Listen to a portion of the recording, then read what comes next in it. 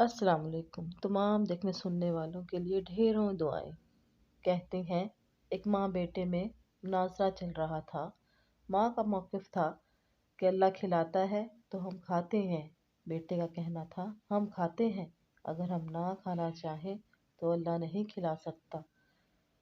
اس مناظرے کے دوران ماں نے بیٹے کے آگے کھانا رکھ دیا تو بیٹے نے کہا چلے میں آج رات والا کھانا نہیں کھا رہا، اللہ کھلا کر دکھا دے۔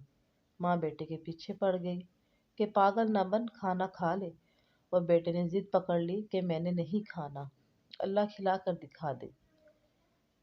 ماں بیٹے کو بھوکا کہاں دیکھ پاتی ہے۔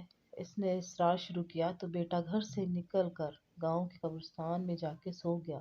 ماں نے ایک زبردست قسم کا خوشبودار حلوہ بنایا اور جا کر بیٹے سے کچھ فاصلے پر ایک قبر پر اس خیال سے رکھائی کہ رات کو بھوک سے جاگ گیا تو کوئی دیکھنے والا نہ ہوگا اور یہ کھا لے گا۔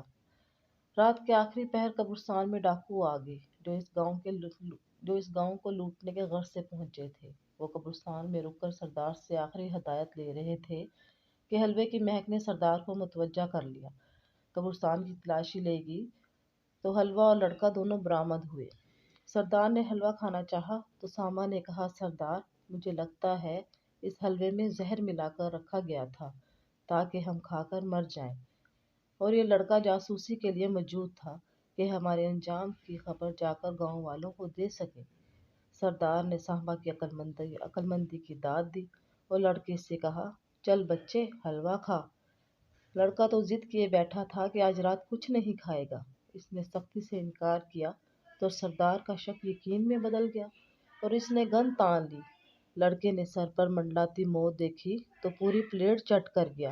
ڈاکو کچھ دیر تک اس کے مرنے کا انتظار کرتے رہے لیکن وہ نہ مرا۔ ایک بار پھر ساما نے ہی گتھی سلجھائی اور کہا سردار سلو پوائزن لگتا ہے۔ کنفیوز ڈاکو لڑکے کو قبرستان میں چھوڑ کر لوٹ گئے۔ فجر کی اذان کے ساتھ لڑکا خالی پلیٹ ہاتھ میں لیے منہ لٹکائے گھر میں داخل ہوا تو ماں نے پوچھا بیٹا کیا ہوا؟ لڑکا بولا ماں لمبا قصہ ہے، مجھے نیند آ رہی ہے، بس خلاصہ یہ ہے کہ ہم نہ بھی کھانا چاہیں تو اللہ کھلا دیتا ہے۔ تو اس سے یہ ثابت ہوتا ہے کہ بے شک اللہ ہر چیز پر قادر ہے۔